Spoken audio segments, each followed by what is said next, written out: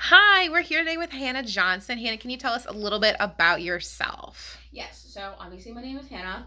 I'm a community member here in Normal, and I am very passionate about community service and sustainability. Okay, can you tell me a little bit more about what sustainability means to you and why it's important to you?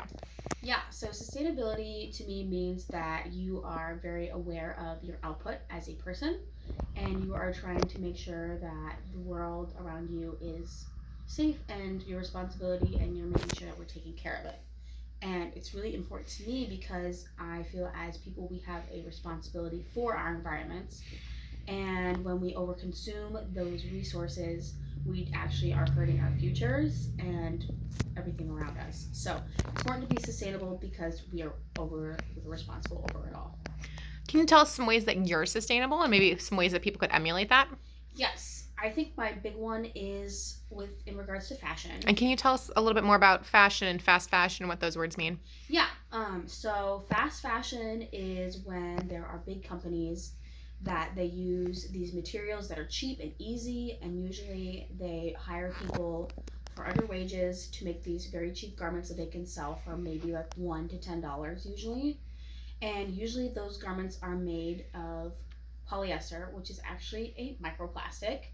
And then they evolve into these trends where it's like it turns into micro trends such as like super short mini skirts, or we see all of these Y2K things, and those evolve into and just keep evolving into trends which pump out more clothing made of these materials. And I am very passionate about it just because it's putting a lot of plastic into the environment, and they just fade out so quickly, and so then there's lots of overconsumption. And so ways that I try to combat that are, first of all, if you like shopping, you can go thrifting. It's cheaper, it's more sustainable, you're not putting anything more to the environment, you're actually taking it out of. And then other ways are, if I have clothes that need to be mended or anything, I will try to fix that myself. Also, if you're thinking about donating clothes, you can look at resources of different places that actually take in those clothes and don't put them back into the dumpster or back into the environment. Um, and also, if there are lots of things that you can turn into projects, like for me, I made a blanket out of t shirts, and then I used those scraps to make a rug. So, lots of those things.